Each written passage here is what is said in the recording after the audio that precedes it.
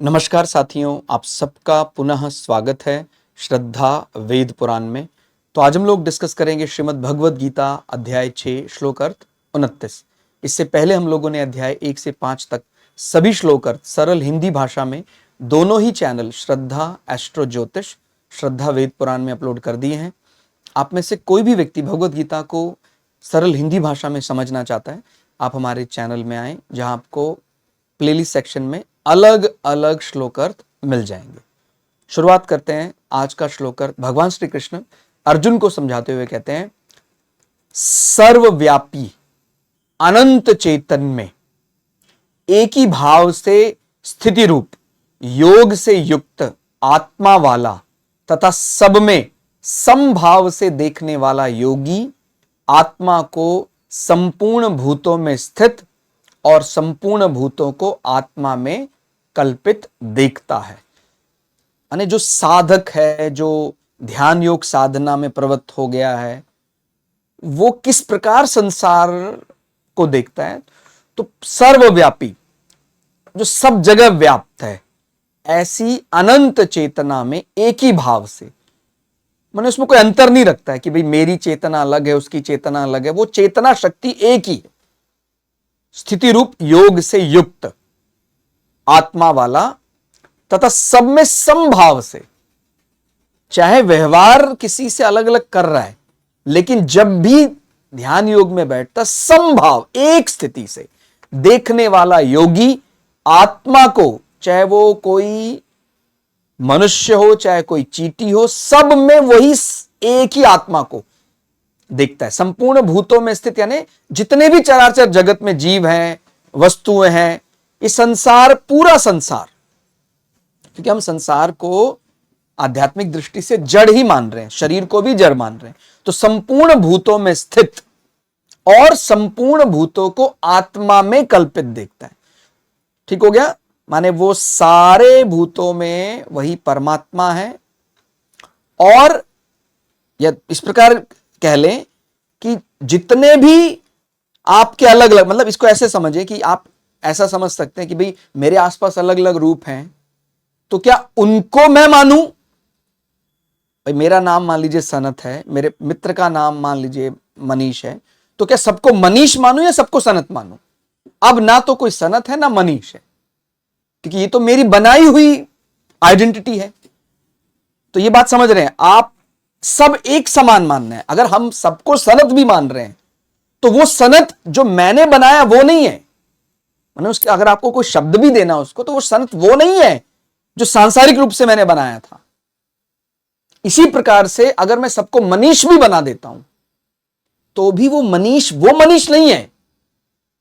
तो यहां पर वो अंतरप समाप्त हो रहा है। ठीक हो गया? सब भूतों में स्थित और संपूर्ण भूतों को आत्मा में कल्पित देखता है। थोड़ा और सरल करके समझते हैं।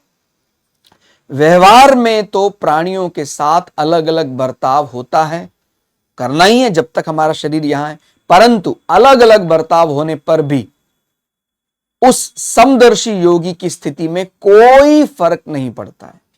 वो जो योगी है, साधक है, उसको समदर्शी, वो एक ही समझेगा सबको।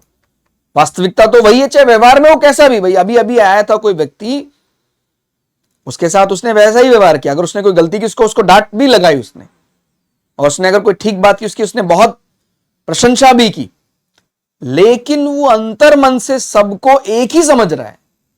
जिसको डांट लगाई वो भी तो वास्तव में वही परमात्मा स्वरूप है जो मेरे अंदर व्याप्त है। मैं ही वो ही मैं। और थोड़ा और अलग शब्दों में कहें, जिस प्रकार सोने से बने हुए आभूषणों में व्यक्ति सोने को ही देखता है, मतलब ऐसा समझ सकते हैं कि भाई जो जीव शक्ति, चेतन शक्ति है, वो शक्ति से अलग अलग प्रकार हमें दिखाई देता, अंतर है, कोई इस रूप में कोई उस रूप में। जैसे सोने के आभूषण है, सोना तो एक ही है, कोई सोने का नेकलेस है, कोई ब्रेसलेट है, लेकिन अगर व्यक्ति जब ये देखने लग जाता है सब सोना ही, ऐसे ही है सब चेतन शक्ति ही। तो ऐसे ही ध्यान योगी तरह तरह की वस्तु, व्यक्ति, स्थान आदि समस्त रूपों में समरूप से एक अपने स्वरूप को ही देखता है। वो एक रूप होकर देखता है, सब में वही अपने आप को देखने लग जाता है। अपने आप का माने मैं फिर यहां बता रहा हूं, वो सांसारिक परिभाषा नहीं, उसकी वास्तविकता कि मैं जो चेतना शक्ति, मैं जो शरीर के अंदर रहता हूं, मैं शरीर का जो शरीरी हूं, वो ही वास्तव में हर जगह व्याप्त है। ठीक हो गया। जैसे सभी प्रकार के प्रकाश, ये बहुत बढ़िया बात यहां समझने की है, जैसे सभी प्रकार के प्रकाश अलग अलग रंग, आप समझते हैं, अलग अलग प्रकार के रंग जो हैं वो हम प्रकाश की भाषा में समझते हैं कि उन सब के मिलने से सफेद प्रकाश पैदा होता है। तो सूर्य के प्रकाश में सातों ही रंग हैं, violet, indigo, blue, green, yellow, orange, red. ठीक हो गया। तो सभी प्रकार के प्रकाश, अल्ट्रा वायलेट, इंफ्रारेड, वो सब सूरज के पास है। अलग अलग रंग, वस्तुएं, पेड़ पौधों को भी, आप ये पढ़ा होगा जरूर आपने कि पेड़ पौधे, हम सब का प्राइमरी प्रोड्यूसर कौन है? सन। यानी हम सबको ऊर्जा देने वाला कौन है? सूर्य। सूर्य ने पेड़ पौधों को ऊर्जा दी, उसी ऊर्जा का इस्तेमाल करके कोई जीव चल रहा है, उस जीव का कोई और इस्तेमाल कर रहा है ऊर्जा का। तो हम सबका प्राइमरी प्रोड्यूसर कौन है? सन। तो जैसे सभी प्रकार के प्रकाश, अलग अलग रंग, वस्तुएं, पेड़ पौधे, जीव, ऊर्जा चक्र आदि सभी सूर्य से उत्पन्न हुए हैं और सूर्य के प्रकाश में ही दिखते हैं। उत्पन्न सब उसी से हैं, लेकिन उसके प्रकाश से ही दिखाई दे रहे हैं। ठीक है, आप ये समझ रहे हैं ना कि जो मैं हूं वो सूर्य से ही तो उत्पन्न हुआ है। अगर सूर्य से ऊर्जा ना मिलती तो क्या मैं इस ऊर्जा को अपने अंदर रिटेन कर पाता? नहीं। तो मैं जो ऊर्जा स्वरूप मान रहा हूं वो कहां से प्राप्त की? सूर्य। और सूर्य के प्रकाश में वो प्रकाशित हो जाता है। ठीक हो गया। तो ऐसे ही साधक योगी संपूर्ण प्राणियों को अपने स्वरूप से ही पैदा हुए, स्वरूप में ही लीन होते हुए और स्वरूप में ही स्थित देखता है। माने वो सब करने वाला, कराने वाला, बनने वाला, मरने वाला, सब वो एक तत्व परमात्मा ही है। तात्पर्य है कि उसको जो कुछ दिखता है वह सब अपना स्वरूप ही दिखता है। तो साधक जब इस प्रकार श्रेणी में आ जाता है तो फिर वो अब मुक्ति के बहुत नजदीक है। उसको फिर जो भी कुछ दिख रहा है वो सब अपना ही स्वरूप या परमात्मा स्वरूप ही है, क्योंकि हम भी तो परमात्मा स्वरूप ही हैं। अभी तो मैंने ये शब्द इस्तेमाल किया हम भी, क्योंकि मैं बहुत दूर हूं अभी इस ज्ञान से। लेकिन जब मैं एक ही भाव हो जाता हूं तो फिर मैं हम भी नहीं, हम ही तो परमात्मा है, इस प्रकार के शब्दों का इस्तेमाल करने लग जाते हैं। अभी ये चयन करते हैं तो बड़ा हैरानी होती कि आप कैसे कह सकते हैं हम परमात्मा है? मुझे तो नहीं लगता है। लेकिन जब हम बहुत नजदीक चले जाते हैं, जब बड़े अनुशासन से इसका पालन करने लग जाते हैं, तो हम भी तो परमात्मा, ये वाक्य नहीं, हम ही तो परमात्मा, ये वाक्य इस्तेमाल करने लग जाते हैं। ठीक हो गया। साधारण प्राणी सारे शरीर में अपने आप को देखता है। भाई कोई भी सामान्य व्यक्ति है, वो मेरे हाथ में ये सब मेरा है। ठीक हो गया। ये अपने आप को महसूस करता है पूरे शरीर में, कहीं भी चोट लगेगी मुझे लगी है। लेकिन जो बड़ा साधक होगा वो शरीर में नहीं, पूरे संसार में ही अपने आप को महसूस करने लग जाएगा। तो बस इसका एक्सटेंशन करना अपने को, जो हम महसूस कर रहे हैं वो कोई गलत नहीं है, लेकिन इसको केवल शरीर तक क्यों सीमित रखना? हम इसको पूरे संसार तक क्यों नहीं बढ़ा रहे हैं? तो जब ऐसा मानने लग जाएंगे तो हमें हमारा परम लक्ष्य, वास्तविक लक्ष्य मोक्ष दिखाई देने लग जाएगा। अर्थात शरीर के सभी अवयवों में, अंशों में मैं ही को ही पूर्ण रूप से देखता है जब तक हम साधारण जीवन जीते हैं।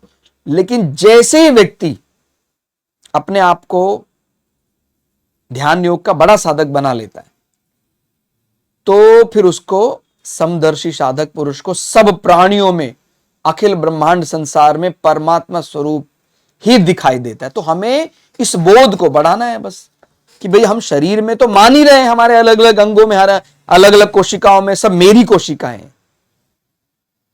लेकिन जब पूरा अखिल ब्रह्मांड मैं ही हूं तो फिर यह अंतर समाप्त हो जाएगा कि भाई वो अलग, मैं अलग, फिर एक रह जाएगा। और ये आप किसी भी प्रकार से समझ लें, योग कर लिया हमने। जो बोलते हैं योग करना माने यही तो होता है। मिलन करना। तो जब मैं अंतर समाप्त करने लग जाता हूं तो फिर मैं योग करने लग जाता हूं। तो आपको भी योग करना है। तो बहुत योग शब्द की महत्ता बहुत अधिक है। ठीक हो गया। भारतीय सभ्यता संस्कृति में बोलते हैं ना, सुबह उठकर योग करें, दिमाग को एक जगह लगाएं। तो जो चाहता है मैं जल्दी समझ जाऊं संसार का जो ट्रैप है, संसार रूपी माया जाल, इससे निकल जाऊं, तो बस आप योग करना सीख लीजिए। गणित में जिसको बोलते हैं ना जमा करना, तो बस यहां पर भी हमें जमा करना सीखना है। अभी पता लगा दिमाग में हजारों विचार चल रहे हैं, तो जब मैं कहूंगा ध्यान लगाओ एक समय पर एक जगह, तो फिर वो बहुत बढ़िया साधक बन गए। ऐसे पता नहीं कहां क्या ध्यान लग रहा है, माने वो योग नहीं हो पा रहा है। मेरा मन मस्तिष्क उस स्थान से नहीं मिल पा रहा है जिसके बारे में विचार कर रहा हूं। और अगर मेरा मन मस्तिष्क वहीं लग गया है जिसके बारे में विचार कर रहा हूं, तो माने मैं योग की पहली सीढ़ी चढ़ने लग गया हूं। ठीक हो गया। तो योगी बनिए, और जब आप योगी बन जाएंगे तो आपकी मुक्ति का मार्ग आपको दिखाई देने लग जाएगा। तो इसी शुभकामना के साथ आज के लिए इतना ही। मिलते हैं अगली वीडियो में। तब तक के लिए जय श्री भगु पराशरा, जय श्री शुक्राचार्य, नमस्कार।